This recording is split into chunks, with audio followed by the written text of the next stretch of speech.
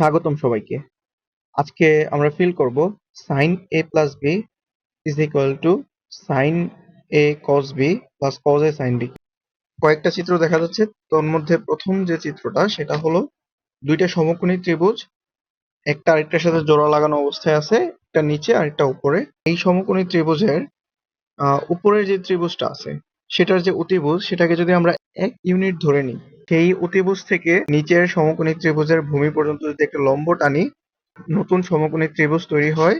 আর নতুন সমকোণী ত্রিভুজের যে লম্ব সেটা হয় হচ্ছে sin a plus b। সেটা কিভাবে হয় বোঝার চেষ্টা করি।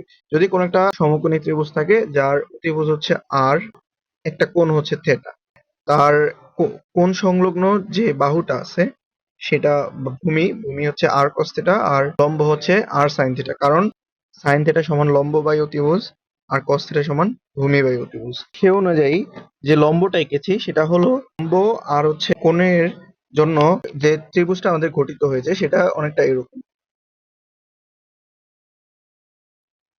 যার একটা কোণ হচ্ছে a প্লাস b আর যার অতিভুজ হচ্ছে 1 ইউনিট। লম্ব হচ্ছে 1 sin থিটা, মানে যে কোণ সেটা হচ্ছে a প্লাস b, আর ভূমিটা হলো 1 cos a প্লাস b। লম্বটা আমরা এঁকেছি সেটা হচ্ছে sin a প্লাস b, সেটা হলো sin a প্লাস b। দুইটা রেখার সমষ্টি আমি অঙ্কন করে নিই, যেহেতু আমরা ক্ষেত্রের মতো অঙ্কন করেছি। বেগুনি আর লালের দুইয়ের সমষ্টিটাই হলো আমাদের sin a প্লাস b। বেগুনি আর লাল যেগুলো আছে সেগুলো কি মিন করে সেটা আগে আমাদের বুঝতে হবে।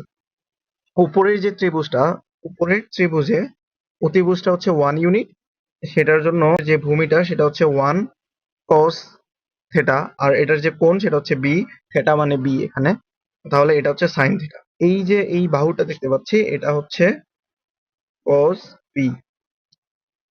আচ্ছা, এটা যদি cos b হয়, নিচের যে সমকোণী ত্রিভুজটা দেখতে পাচ্ছি সেটার কথা চিন্তা করি।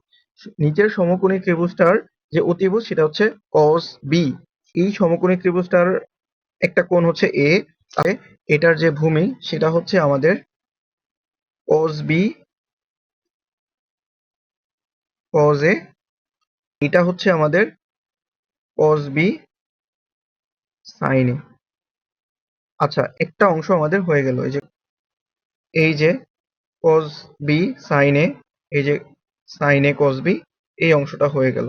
তো আমাদের আরেকটা রেখা বাকি আছে। এই রেখাটার দৈর্ঘ্য যদি আমরা প্রমাণ করতে পারি, এই রেখাটার দৈর্ঘ্য আমাদেরকে প্রমাণ করতে হবে cos a sin b। আচ্ছা, তো সেটা প্রমাণ করার জন্য একটা ছোট্ট জিনিস আমাদেরকে প্রমাণ করে নিতে হবে। বড় আমরা যে ত্রিভুজটা দেখতে পাচ্ছি সেটার দুইটা কোণ আমাদের জানা আছে, একটা হচ্ছে a আর একটা হচ্ছে 90 ডিগ্রি। আরেকটা কোণকে আমরা ধরে নিলাম এটা হচ্ছে x। আর এখানে আমাদের নতুন যে ত্রিভুজ তৈরি হয়েছে সেটার এই যে কোণটা এটা হচ্ছে আমাদের এই কোণের সমান, সেটা আমাদেরকে প্রমাণ করতে হবে। সেটার জন্য আমরা এই যে এই কোণটাকে আমরা অজ্ঞাত একটা কোণ ধরে নিলাম, সেটা হচ্ছে y। যদি বড় ত্রিভুজটার ক্ষেত্রে খেয়াল করি, a কোণ, x কোণ আর হচ্ছে 90 ডিগ্রি, তিনটা মিলে ত্রিভুজের তিন কোণের সমষ্টি 180 ডিগ্রি। সো লিখতে পারি a কোণ প্লাস x কোণ প্লাস 90 ডিগ্রি সমান 180 ডিগ্রি, a প্লাস x সমান 90 ডিগ্রি। আবার আমরা এই যে এই সরলরেখা, এই কোন একটা সরলরেখার উপর অবস্থিত টোটাল কোণ হচ্ছে 180 ডিগ্রি। সুতরাং x কোণ প্লাস হচ্ছে 90 ডিগ্রি প্লাস y সমান 180 ডিগ্রি হবে। x plus 90 degree plus y, এটা সমান হচ্ছে 180 ডিগ্রি। x প্লাস y সমান 90 ডিগ্রি। এখান থেকে কিন্তু আমাদের দেখিয়ে বলা যাচ্ছে x প্লাস y সমান 90 ডিগ্রি, a প্লাস x সমান 90 ডিগ্রি। দ্যাট মিনস অবশ্যই a কোণকে y কোণের সমান হতে হবে, অর্থাৎ আমরা যেটাকে y ধরে নিয়েছিলাম এটা হচ্ছে অবশ্যই a এর সমান, অর্থাৎ আমাদের এটা হচ্ছে a। y যেটাকে ধরে নিয়েছিলাম সেটা হলো আমাদের a কোণটা, আর কিছুই না, সেটা হচ্ছে a কোণ। এই কোণের সাপেক্ষে আমাদের যে এই বাহুটা সেটাকে আমাদের নির্ণয় করতে হবে। পরের যে ছোট ত্রিভুজটা সেটার আমাদের লম্ব যেহেতু 1 ইউনিট, এটার যে লম্ব হলো 1 sin b, 1 sin b অর্থাৎ sin b।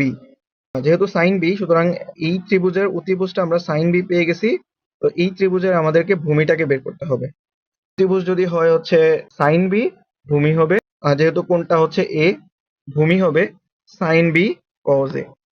এই যে বাহুটা, এই বাহুটার দৈর্ঘ্য হলো আমাদের sine B cos A. Sine A plus B সমান সাইন এ কজ বি একবার প্রমাণ করলাম, সাইন বি কজ এ এই যে আরেকবার প্রমাণ করলাম। যে এভাবে খুব সুন্দরভাবে ফিল করতে পারি যে sine A plus B equal to sine A cos B plus cos A sine B.